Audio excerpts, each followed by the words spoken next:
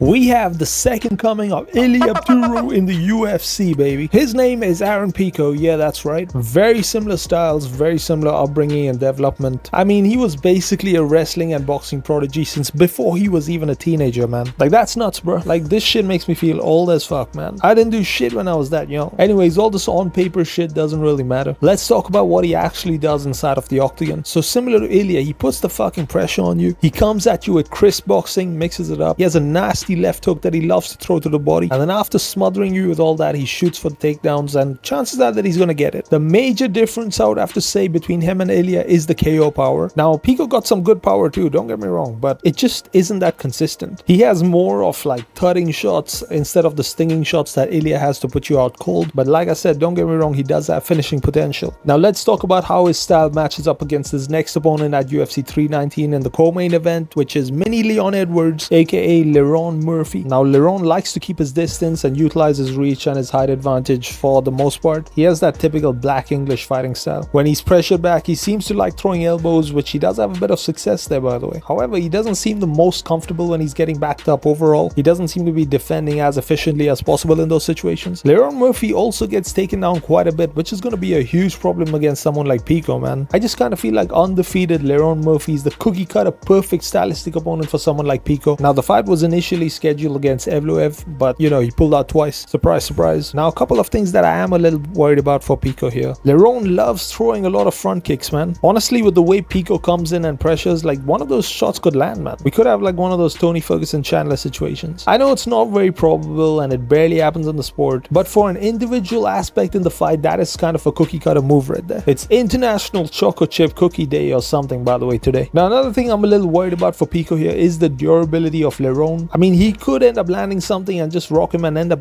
emptying the gas tank trying to get him out of there, and then he won't end up out of there, whereas those same shots would have completely folded someone in the lower competition promotions much sooner than that. Another thing, man, this is huge. It's been a long ass time since his last fight, dude. I believe his last fight was in February of 2024 or something. Like, dude, that's like in the T-Rex era, man. That's back in the UFC 200s. Just to put it into context, Arman Sarukian has fought more recently than that dude, man. Like, I'm talking UFC 300, by the way. Kevin Holland has had 7 fights from then. You know what I mean? Like, it's crazy. Like, that's a long fucking time to have not been in the octagon, man. And coming back not to the same old no one's watching this shit promotion. We're talking about the UFC, man, and UFC 319, one of the biggest pay-per-views of the year, in the co-main event. Like, this is huge. This is a huge step up in pressure for Aaron Pico, man. It's a completely different animal we're talking about here. But I think despite of all this, Aaron Pico gets this one done. I think he'll be able to pressure Lerone back. I think he'll get elbowed. He might get cut open, but he will eventually just keep securing takedowns and making it look easy. Lerone's gotten taken down by much less grapplers in the past, man. I can see it being a very dominant performance by Pico.